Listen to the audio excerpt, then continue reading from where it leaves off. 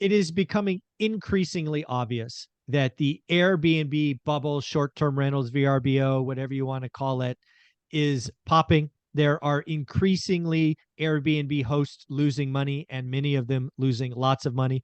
If they built up portfolios that relied on occupancy and rates from 2020 and 2021, it's not pretty out there. So what I thought I would do is talk to an Airbnb host who is doing it the right way and see if we have any advice to help these Airbnb hosts turn money losers into hopefully money winners. Anna, what do you think? Absolutely. Yeah. So I have 5 luxury vacation rentals. I've had several more that I've sold in the past, and I have 6 short-term rentals that are not luxury, but that are nicely done in an apartment complex. So I've got 11 short-term rentals right now. And so I've experienced the same kind of issues that you're talking about. And in the past, before Airbnb kind of got crazy. And so I learned to be really conservative on my numbers. So the first thing that I would say is if you have short-term rentals and they're not performing the way that you wanted them to, use this as a learning lesson so that in the future, not to say I'm getting out, it was horrible, I'm never doing it again. That would be a lose. You would take one small loss and turn it into a big loss. But to say, how can I learn from this in the future? And really, one of the things that I've always done that's been really important, with the exception of one property that had no history in the area at all, is I've bought short-term rentals in areas that have a long-term history of vacationers, a long history of a city or municipality that wants the tourism and needs the tourism dollars. So you can't go in to new markets or new neighborhoods and say, I'm going to make this into a short-term rental market. You want to find properties in a proven market, and then you want to look at 3 or 4 years of rental history and do the average to come up with what you think you can get. And if you can do well at the averages over the long term, then you know that you're getting a good deal. But if you can't, then you've got to get a low enough price that justifies, those incomes. So, I know you want, what do I do forward? But I just want to make sure that Oh, as you no, move absolutely. forward, you look at these learning lessons. And the biggest mistakes people made was they thought that 2021 income was going to be the same forever, or 2020 income was going to be the same forever. And then they went into neighborhoods 20 minutes away from all the stuff happening and saying, I can get a better deal in this neighborhood. So I'm going to buy a traditional 3-bedroom, 2-bath house a 20-minute drive from the beach instead of buying the beachfront condo. And so that's a big mistake. So what do you think about that lesson? Just looking back to No, learn before we talk about what to do today. I think that's where it has to all start. I think anytime, you know, I think you have the greatest learning from losses, right? Whether it was in my Yes. sales career and we had a deal forecast and it didn't come in, what did we miss? How early did we miss it? Could we have done something different? Right? All of these things. So I think you're right. I think the first thing somebody should do is what did I do wrong? Was it quality? Was it price? Was it did the rules change? I mean, there's so many things out there. Because again, I think short-term rentals, and I use you as an example a lot, can be done really, really well. You Right. got to pay up for quality, you got to pay up for location.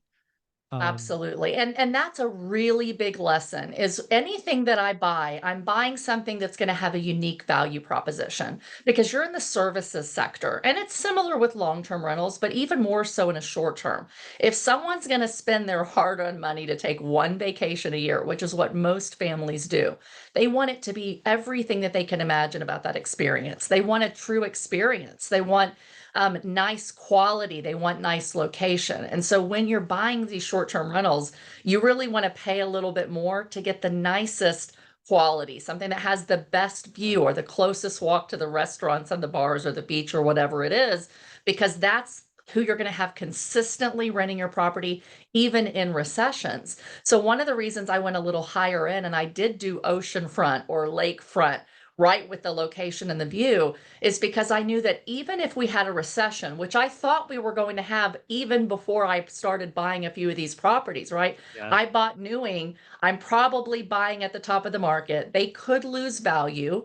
If we have a recession, my rental income could slow. And I banked those things into my numbers and I looked at it through the long term lens. But I said, if there's a recession, who's still going to vacation, Michael? It's people that want quality and they're going to Yes. pay for quality and location. So if you're buying one in the future, location, and unique value proposition is incredibly important to continue to draw people, especially when there's a recession and there's an oversaturation of supply. You've got to be able to stand out in your marketing so they pick you. Yeah. So what I was at a real estate meetup, I think about a month ago, and one of the questions I got was from a young lady who said she had 25 Airbnbs, right? Short term rent. I think she said short term rental, so maybe VRBO, Sure. whatever else there's there.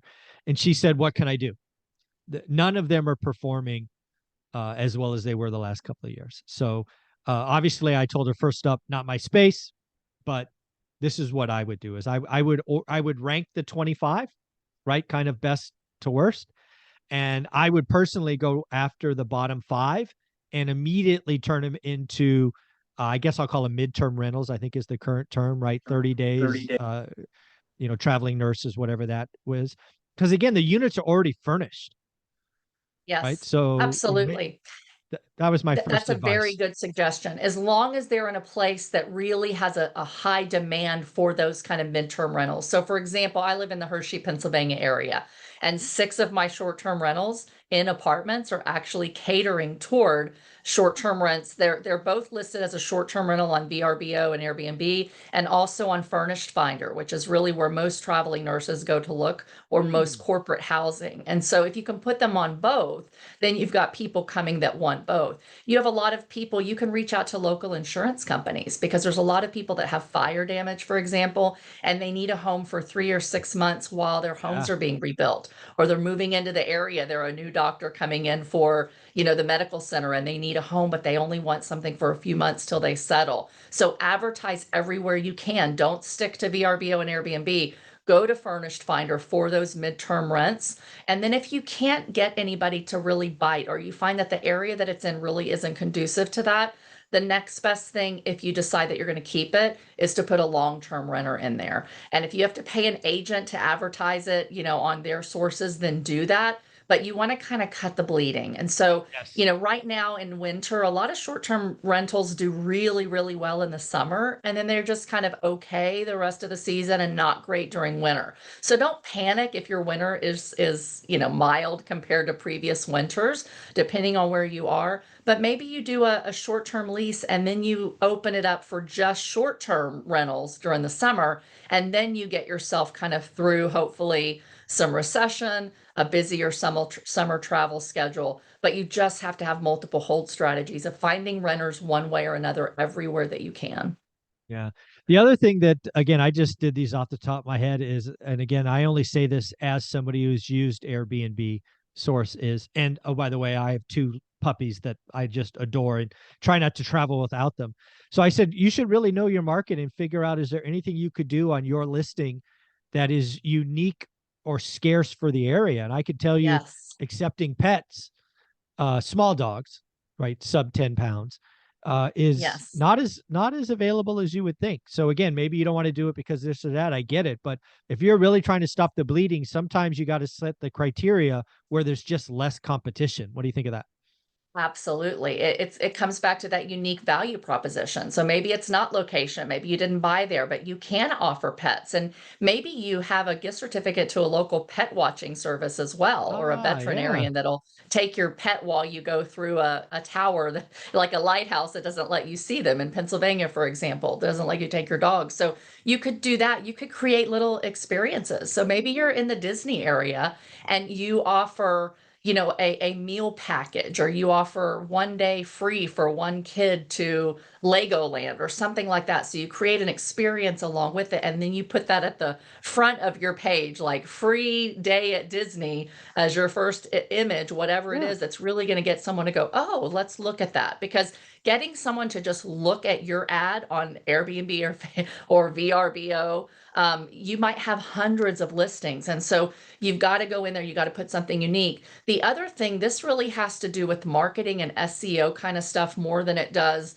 your property itself, but it's really important that if you're really struggling, pay to be, a sponsored listing if you can on certain websites. And you also want to go in every single day on your VRBO and Airbnb and modify the price and modify the listing, not just through these third-party apps, because Airbnb and VRBO move you up in the list to get looked at first if they see you're an active listing, that you're very active. So if you go in and you change the wording, from blue to royal blue or teal, just a little word, something that you've changed the listing, you've added a new picture, you've changed the price by $1, that's going to get you higher and higher in those algorithms. So your listing is seen first. So really tweak your pictures, make sure they're spot on, make sure everything is clean, update your decor if you need to. It's very inexpensive to put some new bedding on the bed, some prettier pictures. If you don't have professional pictures,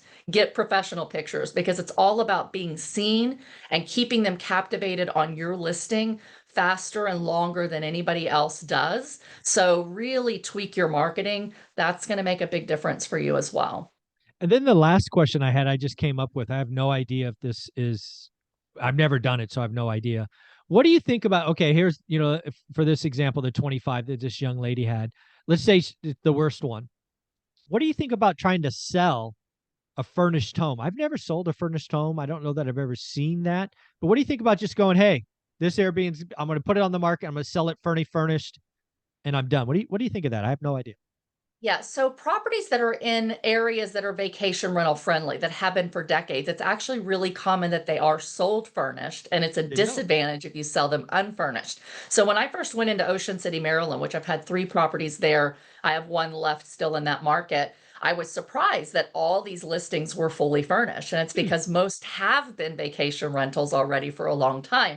And it's amazing. The nicer it is furnished, you can get 30, 40, $50,000 more just because it looks prettier than the one next door, has a little bit better Interesting. furniture than the IKEA stuff, because people know that they're going to have to go in and spend money on that. So selling fully furnished, as long as you're, at a beach or a mountain or a lake where it is very heavy in short-term rentals, selling furnished is definitely a huge plus.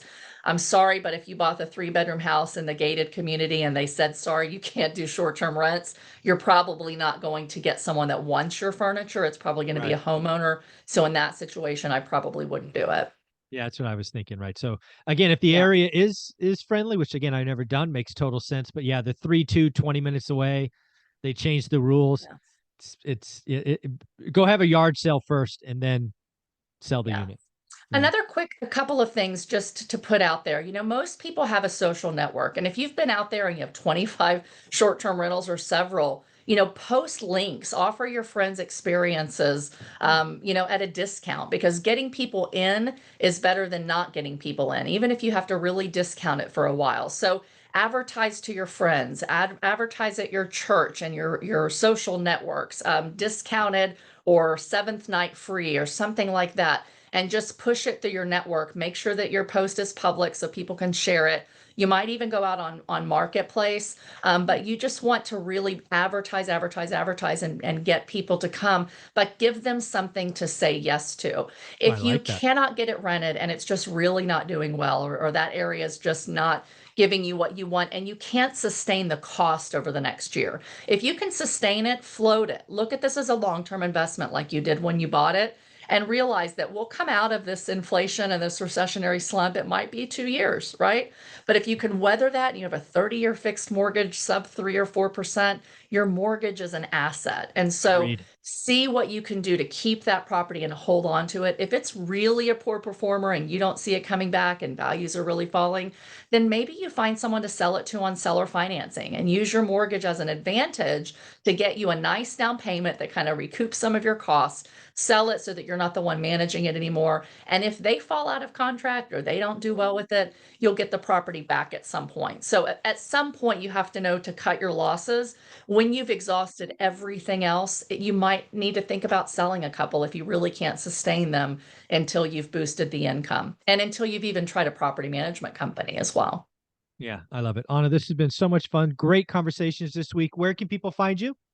You can find me here every week and on my playlist on your channel, on social media at Anna Kelly REI Mom and reimom.com. Thank you so much.